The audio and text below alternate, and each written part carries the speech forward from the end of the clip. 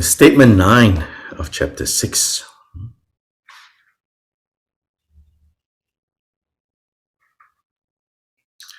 So statement 9 of chapter 6 continues from this focus on the view. So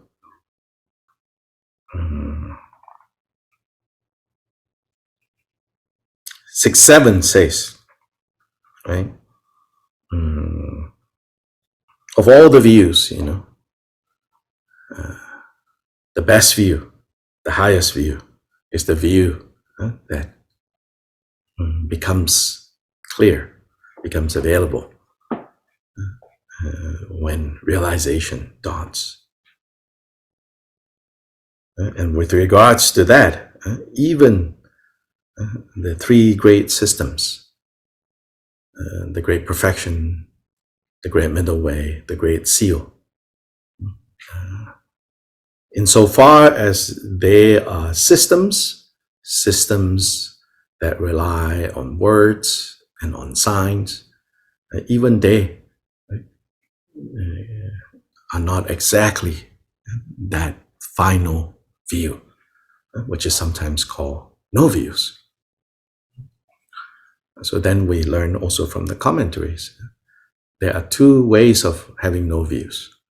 One, simply uneducated with regards to these matters, not saying you're uneducated, just uneducated with regards to these matters, never learn, no views. That's not the no views of this highest view. And the no view of the highest view, which is the equivalent of the highest view, is the no view that is achieved when all views have been dispelled.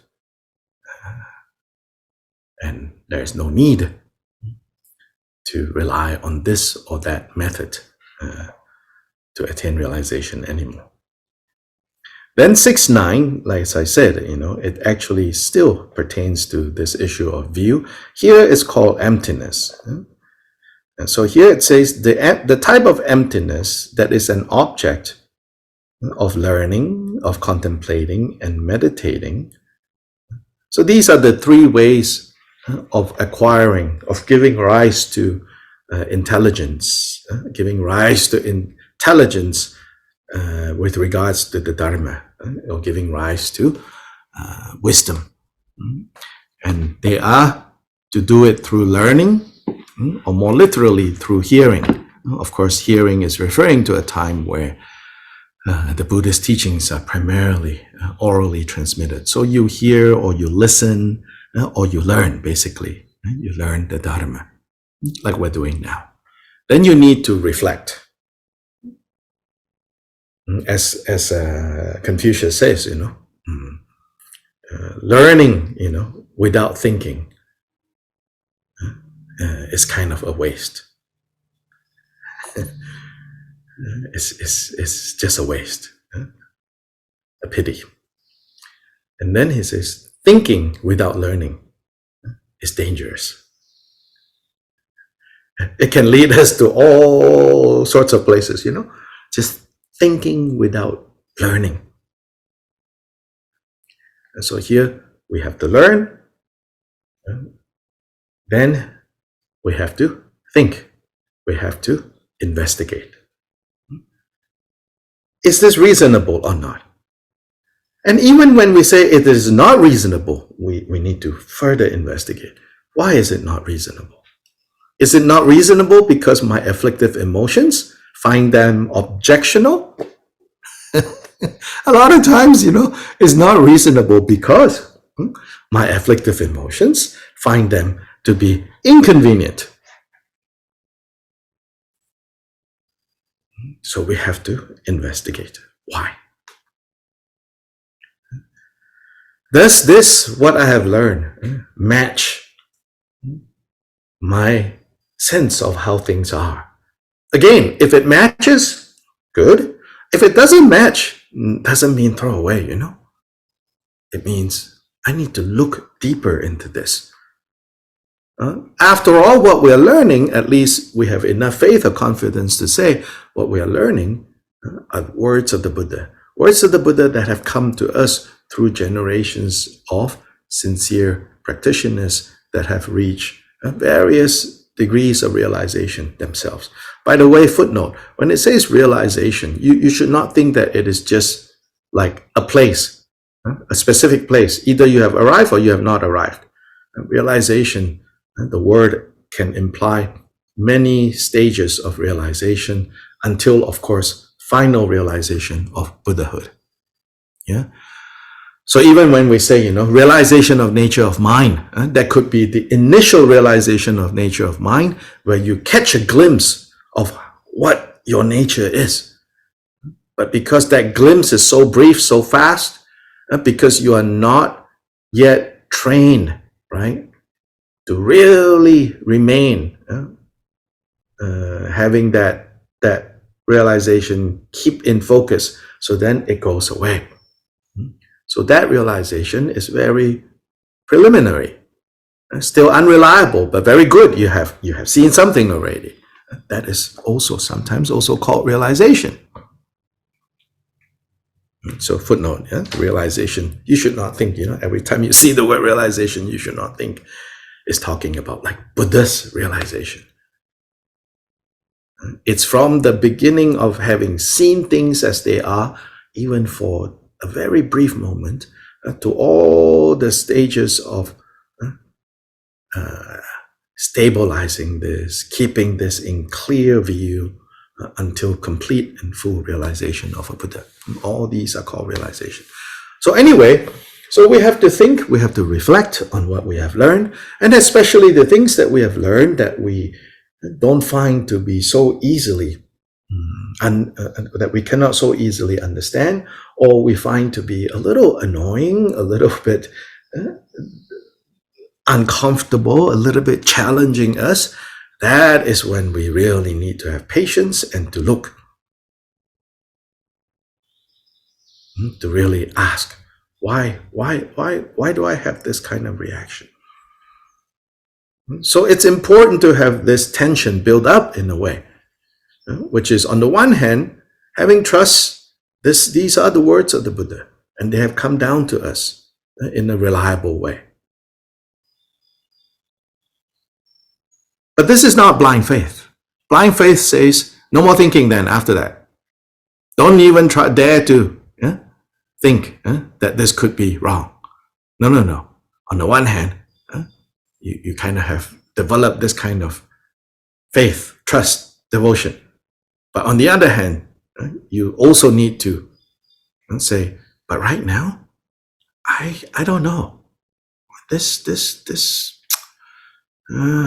other things, yes, I get, but this is very hard.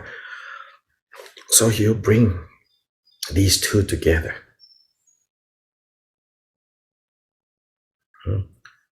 Some critical position, some suspicion, some doubt. It's okay. If it's happening in the context of, but I know, but I believe, I understand that this is, what the Buddha taught. So I need to work on seeing more clearly. So these two. Then the third is called, here translated as meditating, or you could use the word cultivating. So the conclusion that you have reached from after learning and after thinking and considering and analyzing, then that conclusion you need to cultivate. Indeed, all things are impermanent. Indeed, all things are compounded. Indeed, all things do not have an essence. So with regards to these three conclusions, now you need to deepen that. Let it sink in, let it sink in, let it sink in. So there are formal cultivation to do, to let that sink in. And then there is, beyond the cushion, informal and probably where most of us spend our time in. Not on the cushion with formal training, but off cushion. So very important to find ways and opportunities as we go about our daily lives. When we're not seated on the cushion doing formal practice, we have to find ways to let the Dharma continue to sink into our hearts as we go about our doings, our busyness. So these are actually recommended as the three modes of gaining more and more understanding. But even here, you see, even here, Jigten Sumgon says, the emptiness that is an object of learning, of contemplating or reflection, and of cultivating can be or is a way of straying and deviation. And two terms used here, straying and deviation. Straying sometimes have been translated as trapped. You have been trapped. Deviation, you have gone off course. So yes, the literal translation is they are a way, the emptiness, this emptiness that you arrive at, this understanding of emptiness that you arrive at through learning or contemplating or even cultivating, can lead to you being trapped or going off course. I don't have the Tibetan right in front of me, so I don't know if it says is, a way of straying and deviation. But I think we can translate as can, it can. The kinds of understanding of emptiness that comes up from merely learning or reflecting or even cultivating can become traps, can become ways in which we go off course.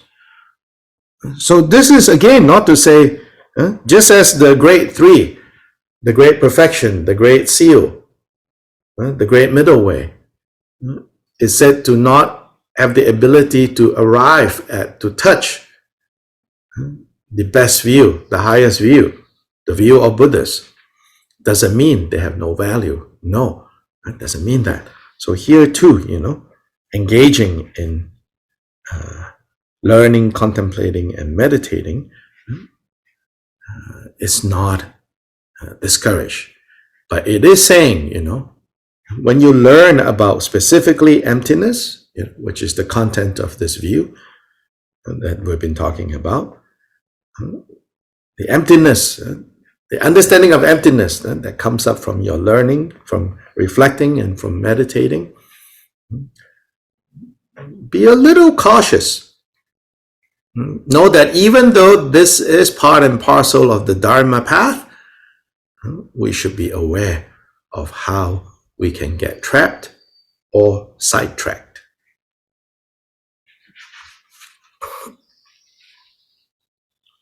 So 6.9, Khenpo Kunpal's commentary.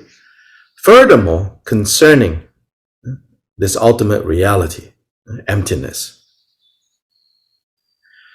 when one does not realize the wisdom that is beyond the intellect nakedly as it is, through the Guru's authentic pith instructions, and so forth, and so this is talking about not just any Guru, okay, but a Guru capable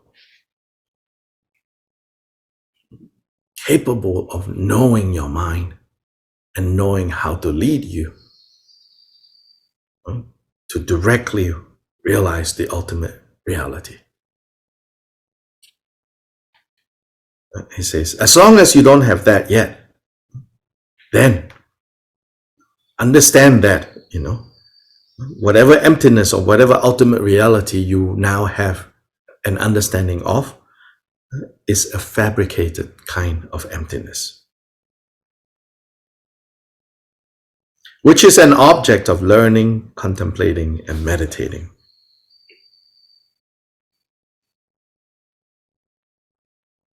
All these understandings, or you might even think realizations of emptiness that you have, know that they still have the ability to trap us or to mislead us. Not that they are going around trapping us or misleading us, but it's saying we have to still learn how to skillfully utilize them.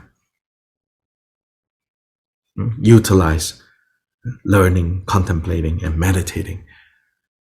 So whatever understandings of emptiness that arise from these three activities that we do now, these three aspects of practice that we do now, we do not get sidetracked, we do not get trapped.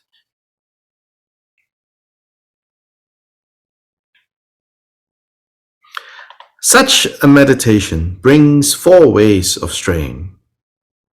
Not such a meditation necessarily, this kind of emptiness, this kind of fabricated emptiness has 4 ways of straying. Here translated as straying, I think Sobish translates it as trapped.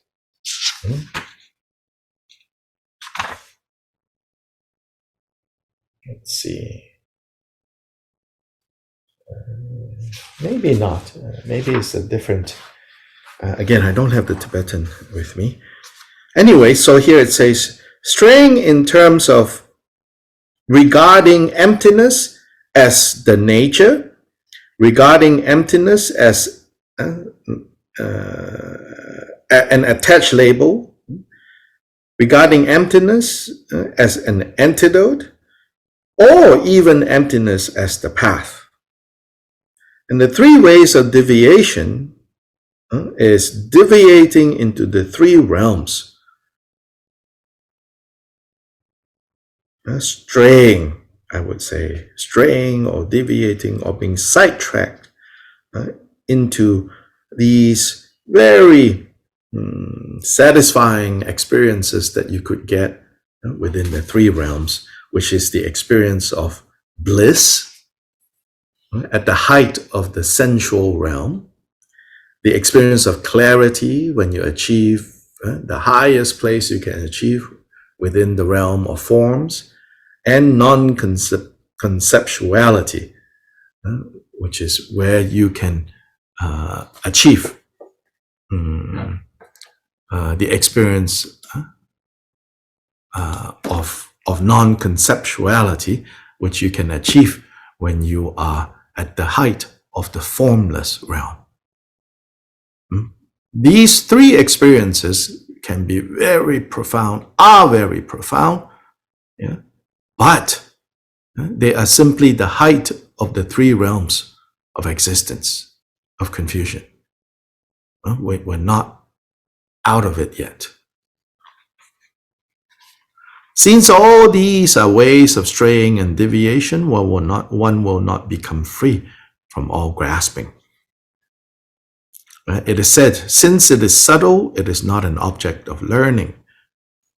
It is said in the King of Meditative Concentration Sutra, the Samadhi Raja Sutra, although they practice meditative concentration in various places in the world, they do not destroy the perception of a self. They let the mental afflictions rise even more. It is like Udraka, who also practiced this meditative concentration. Udraka was one of the teachers that Siddhartha studied with, trained with. When he first left his palace, he trained with 2 teachers. And these teachers taught ways of meditating where in Siddhartha's own experience, he understood that he experienced this, but then he realized that they are not the final breaking out of confusion. All these meditations led to very profound states of mind, and in some ways very attractive, The experience of bliss, the experience of clarity, the experience of non-conceptuality, But even in the midst of all these experiences, all these profound experiences, the very subtle sense of self is still present. And this sense of self is still grasping, wanting these experiences of bliss, clarity, and non-conceptuality. And so Siddhartha understood. The ascetic now, no longer the prince, the ascetic Siddhartha understood. No, these are not final paths. In fact, these paths, these trainings involve a lot of very strict and very tight and very disciplined training. So it's not about lack of discipline. In fact, these traditions are even in some ways more rigorous, more serious, more tight, more disciplined. In fact, elsewhere, Jigten Sumgon says, after the ascetic Siddhartha tried all these methods, very strict methods, very austere methods, very tight methods, right? Of bringing about these heightened states of mind. And these days, people even use, right? Smoke this, eat this, chill that, to get all these kind of very impressive states of mind. Very blissful. Maybe very peaceful, very loving, whatever, all of this. Buddha understood. Or Siddhartha had enough merit to understand. This is not the way. Because this will only temporarily put us in those experiences, and then when the causes and conditions are done, we go back to unsatisfactory experiences. The habit kicks right back in.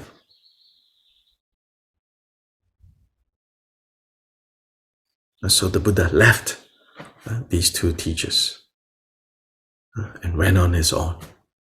And then it is said that when he went on his own, he at first continued to practice in a very, strict and focused way. And again, it did not bring about awakening, Buddhahood, enlightenment. Until it says that one day he recalled an experience that he had when he was a young man, very young, even a young teen. There was an incident in his life where during the annual plowing festival, it's a traditional festival in his area where most people are farmers. His father participated in a form of blessing the planting year. So it's called a plowing festival. They plow the land, to kind of bless it and wish for, a fruitful year, all of that. So during the plowing festival, where everyone is having a good time, enjoying themselves, being rowdy, maybe probably, drinking, eating, having a good time.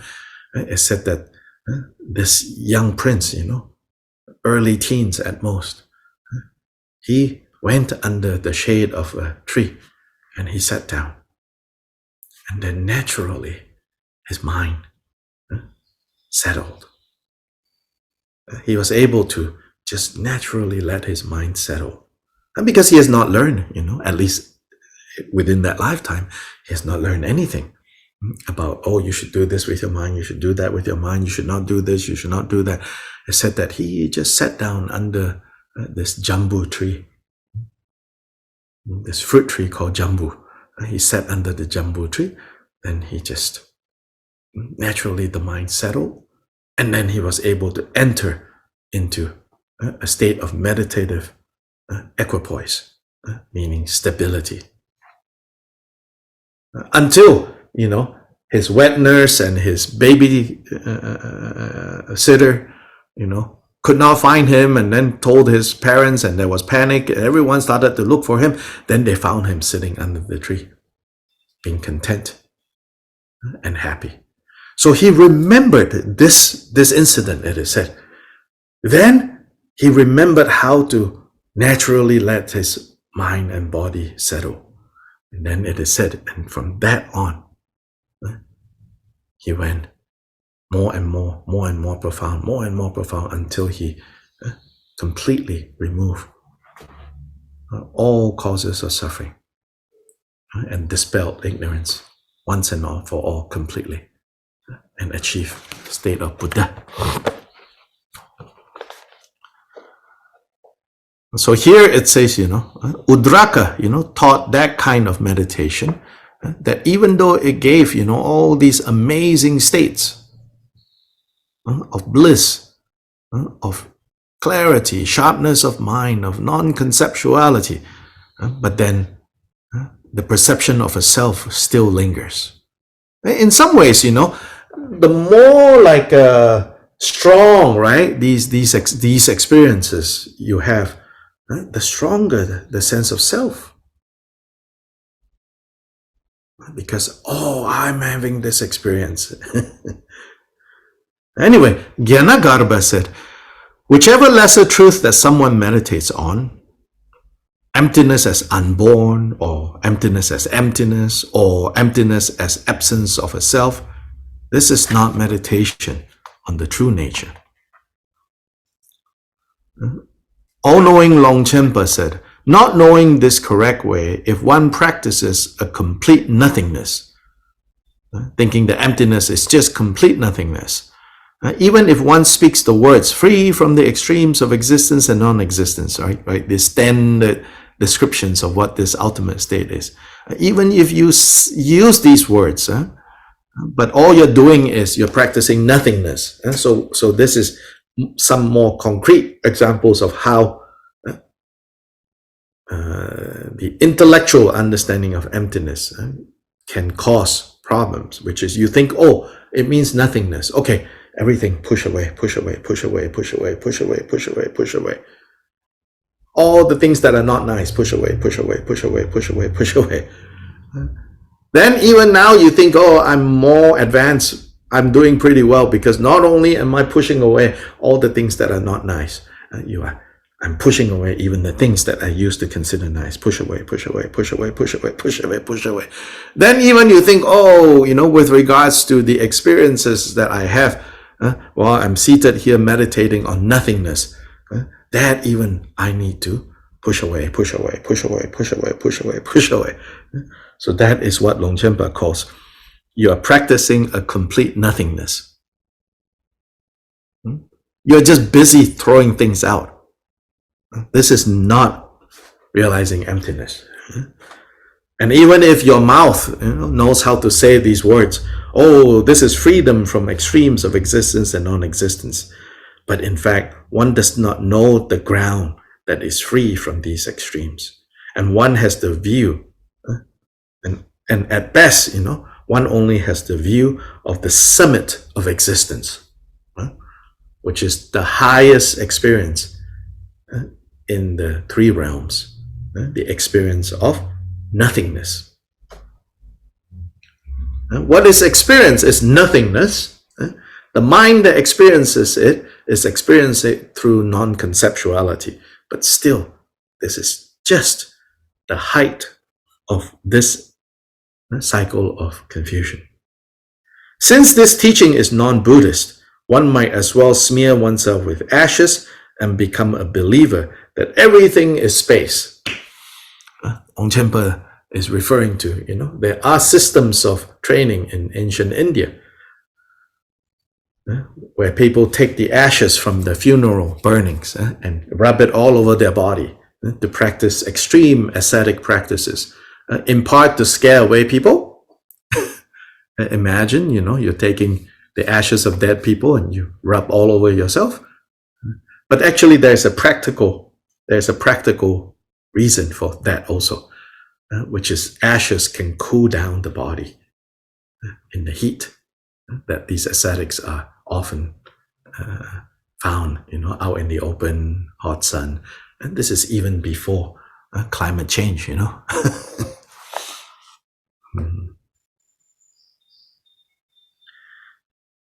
Finally, this quote from Jigten Sumgon. do not meditate on your own mind. And do not meditate on the object of mind. Don't meditate on the subject, don't meditate on the object. Also do not meditate that there is nothing to meditate on. However, you should also not meditate with the hope that a meditation will suddenly turn up without meditating. So he has covered all the bases and you're like, why do you have to talk like this? Don't meditate on your mind, the subject. Don't meditate on the object. And don't meditate meaning, right? Don't cultivate, Don't just repeat, therefore, right? The first one, right? It says, don't meditate on your mind. Then you say, okay, I'm not going to focus on my mind. Also, don't focus on the object. Okay, I'm not going to focus on the object. Then the third, okay, I'm not going to focus on not focusing. Because you think, maybe the third is, okay, now I'm just going to focus on not focusing. Also, don't focus on that, he says. Then finally, he says, also don't focus on, I'm not going to focus on not focusing. Yeah, here meditating can be translated as focusing.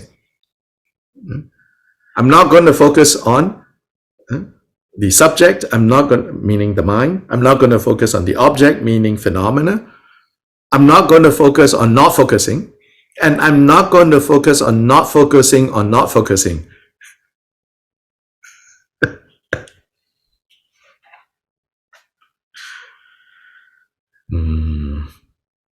Here, let's look at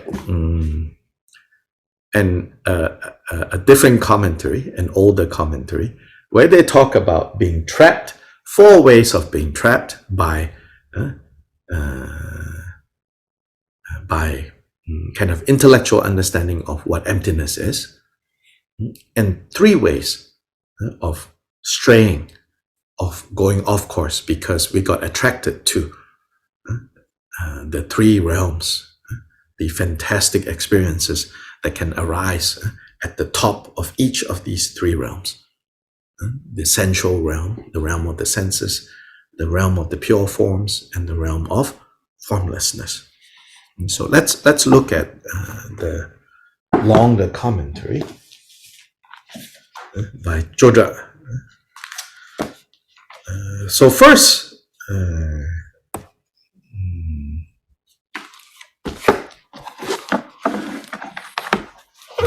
the first trap. So this is the same. Now I'm looking more closely as our commentary, page 229. The nature, the attached label, the antidote, and the path. So intellectual understandings of emptiness and intellectual understanding, footnote, can have very profound levels also. But even no matter how profound they are still intellectually contrived. So here, Rigzin Chodra explains what these 4 are.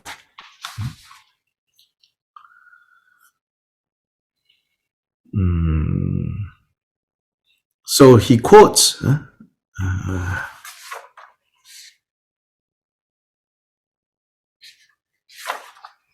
hold on, yeah.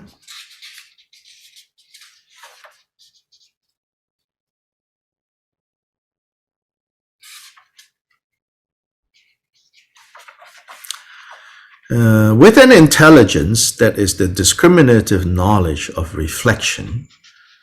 So here talking about, using the kind of intelligence that has been produced through reflecting. Second of the third, learning, reflecting or contemplating, and cultivating. So using an intelligence that is a discriminative knowledge that arises from reflection, having destroyed outer appearances, and through the reasoning of being neither one nor many, one of those ways of reasoning, one practices seeing appearances as emptiness, like the center of space. Now here, Choda says, this is called being trapped in the fundamental nature.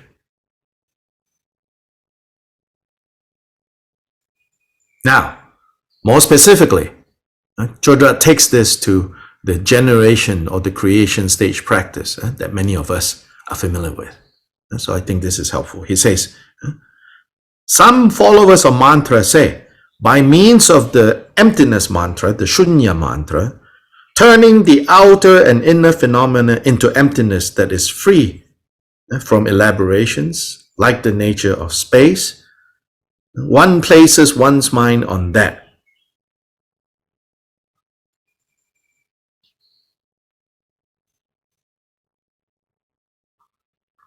So he says, this is to be trapped in the fundamental nature. How is this trapped fundamental nature? So then we need further explanation.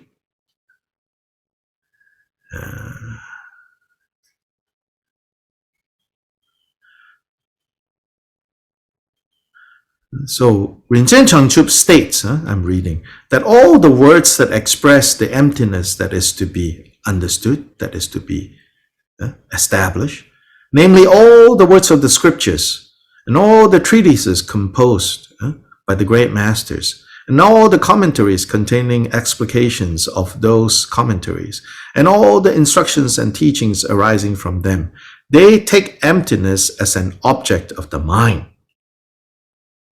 Thereby, so they engage emptiness as an object of the mind. Thereby, one merely turns emptiness into an object universal of emptiness within the proliferating mind. As an object universal means just a very general understanding of emptiness. The commentaries compare this to a mother. So this is more useful without use of technical terms. The commentaries compare this problem to a mother who with her forefinger points out the moon to a child who has not yet seen the moon, and the child looks at the finger without seeing the moon. This, we may assume, is due to the child's fixation on the mother, which is like a person who studies emptiness through scriptures and arguments, focusing exclusively on the mental activity of doing so.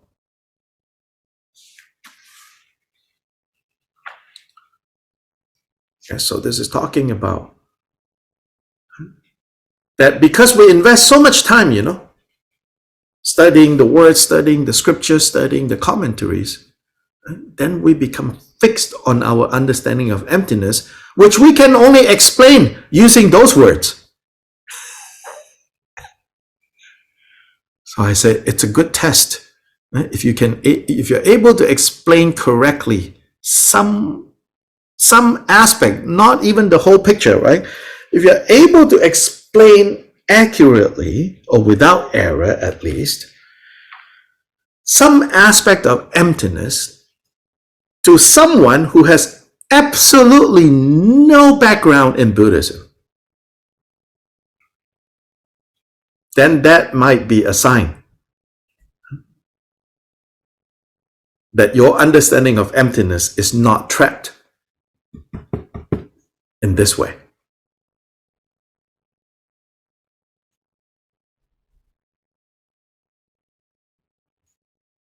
Based on, right? All these words, all these definitions, you begin there for sure. But you have to be able to break out of that. Well, again, right? The commentaries compare this problem to a mother who with her forefinger points out the moon to a child who had not yet seen the moon. And then the child looks at the finger, but not the moon. This, we may assume, is due to the child's fixation on the mother. So equivalent of fixation on the words, the reasoning, the scriptures, the commentaries, the instructions.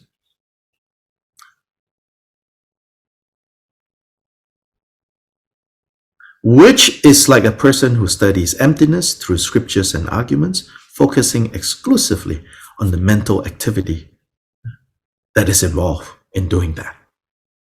A second example concerns the fixing of characteristics in a particular way. By fixing the characteristics of the moon as being made of water crystal, a traditional way of talking about what the moon is, and is white and cooling, one makes that the object of the mind. However, that is not the actual moon. Meaning, oh, white and cooling. Oh, it is made of this and that. But that's not actually the moon. Again, they are concepts.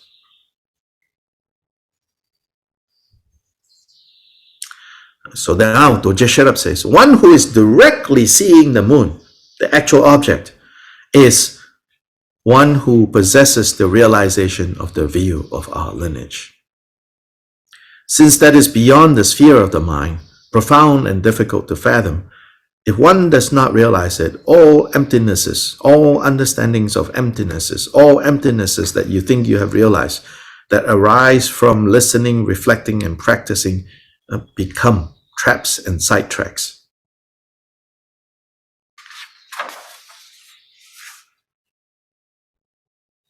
Then the mantra perspective, right? That criticism. So Chokyi Drakpa adds to this the mantra perspective, where some mantra practitioners use the Shunyata mantra to empty away outer and inner phenomena. Thereby, however, they remain within duality by applying the emptying mantra with their mind to an object, to their consciousness, and to themselves. Thereby, they mentally create the trap of fundamental nature into which they fall. So even though emptiness is the fundamental nature of all phenomena, as long as our understanding of the emptiness is still not a direct seeing of emptiness, but a facsimile, but just pictures. Pictures, so maybe in those days there's no pictures, or videos. Seeing pictures of the moon, seeing videos of the moon is not seeing the moon.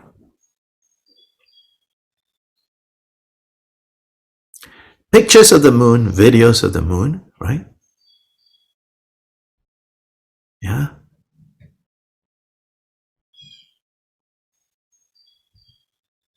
If we look at them and we think, I have seen the moon,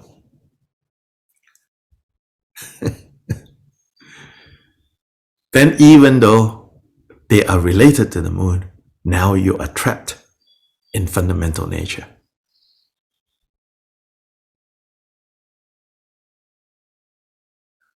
Now just for fun, have you seen your own face? You're like, yes. And like, no, you have only seen an image of your face. Whether it's a mirror, whether it's a photo, you have never seen your own face.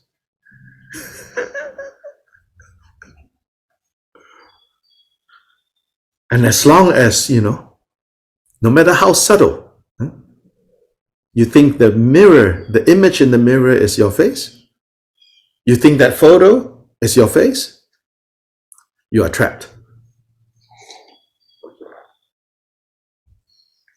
That is called trap in the nature.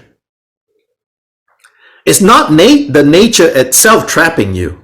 It's basically facsimiles of that nature. Images, videos, fingers.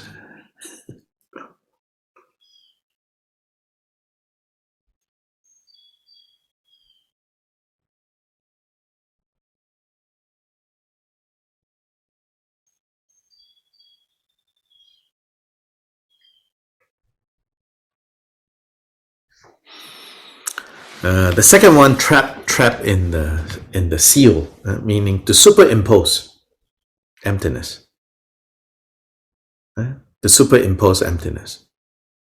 Like walking around, It's all empty, it's all empty, it's all empty, it's all empty.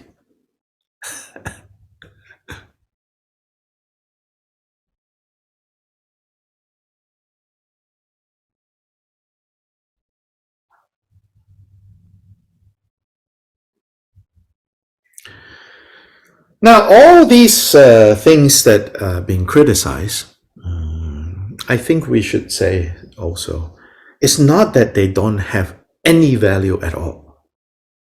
It's that they are still preliminary. So those of us who are still on the preliminary stage, we should use some of the things, you know, that here is seemingly criticizing. So it's not saying don't, it's saying know the limits of. From the perspective of those who have caught a glimpse of nature of mind, and to some degree have stabilized what they have caught a glimpse of, what we're doing here is complete waste of time. But until you get there, this is all we have, you know. So even as we have this, you need to have an understanding that there are limitations to this. So the take-home lesson is know that we have to keep striving. Especially let's talk about this trap. I've talked about this the last couple of days, you know. Being trapped in, I feel, you know, maybe we can find that it falls into one of these 4 traps. But with or without using this traditional list of the 4 traps, I think our understanding of emptiness, our intellectual understanding of emptiness,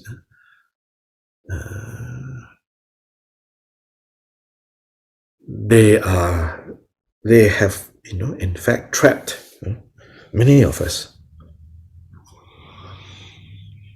We think, you know, oh, I got it.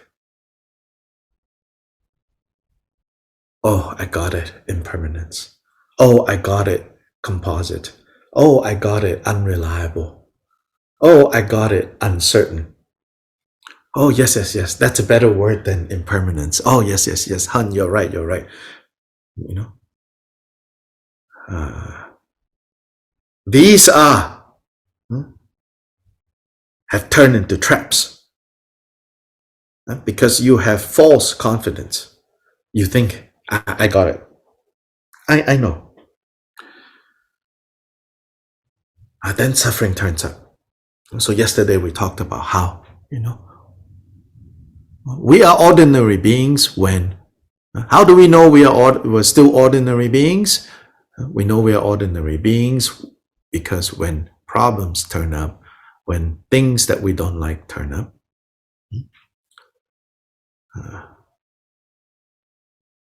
we start. We get very disappointed. We get very angry. Then we know, okay, we're still ordinary beings. It's okay, you know. You cannot beat yourself up for being an ordinary being.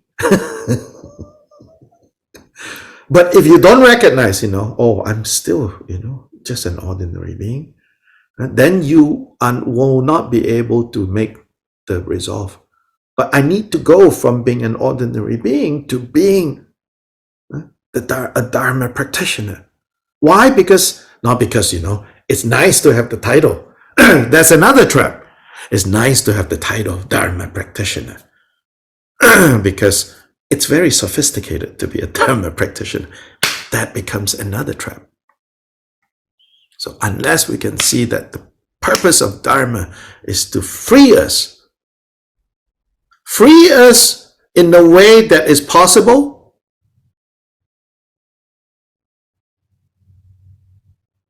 to appreciate and to see how Dharma can free us in the way that is possible, and how Dharma cannot free us from that which is not possible. We need to distinguish that clearly. Because asking and hoping and wanting the impossible will only impossibly disappoint you.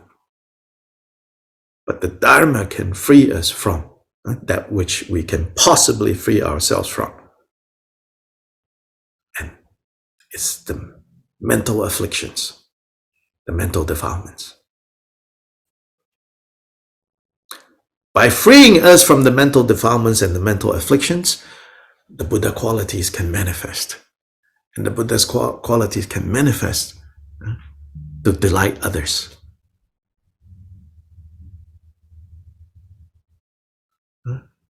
We're beautifying ourselves to delight others, to attract others, to give others relief. So this is the two bodhicittas. So we have to see clearly, and then make effort. And have determination, cannot be wishy-washy. Yes, no, dabble, dabble, dabble, dabble, in, out, in, out. I get tired watching people going in and out and in and out and in and out and in and out. And after so many ins and out, I'm in, I'm out, I'm in, I'm out, I'm in, I'm out, I'm in and out. 10 years gone. I'm in, I'm out, I'm in and out.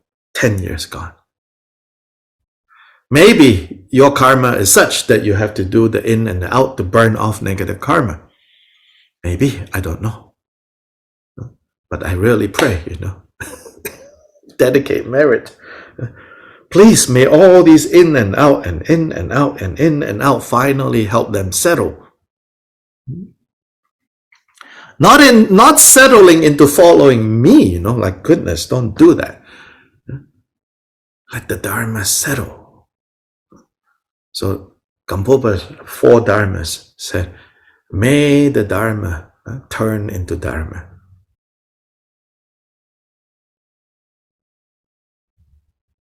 May the Dharma turn into Dharma. Because for so many of us, myself included, Dharma is used as Band-Aid.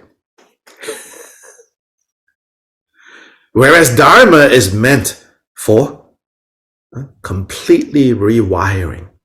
Dharma is meant for surgery, to fix once and for all. But I have only used Dharma as Band-Aid. And I have only used Dharma as cosmetic. At best, only use Dharma as plastic surgery. Ooh.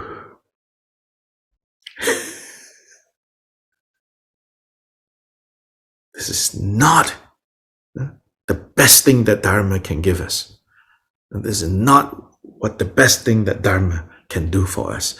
But unfortunately, we are trapped in this superficial aspects of Dharma. So we continue just, I'm in, I'm out, I'm in, I'm out, I'm in, I'm out, I'm in, I'm out. Yeah, but what to say, I also know you cannot force yourself. But if you don't make determination, never will you get anywhere. There is a fine line, yes, between forcing and being determined. You have to figure out what is what.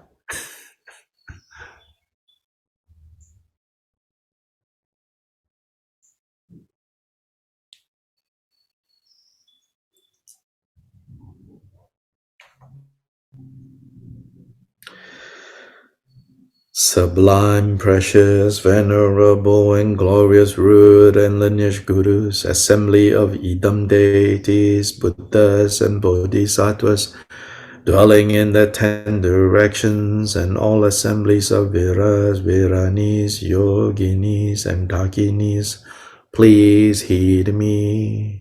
May the virtues collected in the 3 times by me and the entirety of samsara and nirvana and the inherent root of virtue not result in the 8 worldly dharmas, the 4 causes of samsara and the resultant states of hearers and solitary realizers. And may all mother sentient beings, limitless as the sky, particularly those enemies who hate us, obstructors who harm, those who create obstacles, maras who mislead, and their mara retinues have happiness, be separated from suffering, and quickly attain the unsurpassed, perfect, and precious Bodhi. By the power of this vast root of virtue, may we benefit sentient beings with body, speech, and mind. May the afflictive thoughts of attachment, aversion, ignorance, pride, and jealousy not arise in my mind stream. May thoughts of name, fame, gain, respect, and so forth in this life not arise for even a moment. With my mind stream moistened by love, compassion, and bodhicitta, may I come under the care of virtuous spiritual friends, and having become as limitless as space, may I achieve the supreme attainment of Mahamudra in this very life. By the virtues collected in the 3 times by me and the entirety of samsara and nirvana, and by the innate root of virtue, may I and all sentient beings quickly attain the unsurpassed, perfect, complete, precious Bodhi.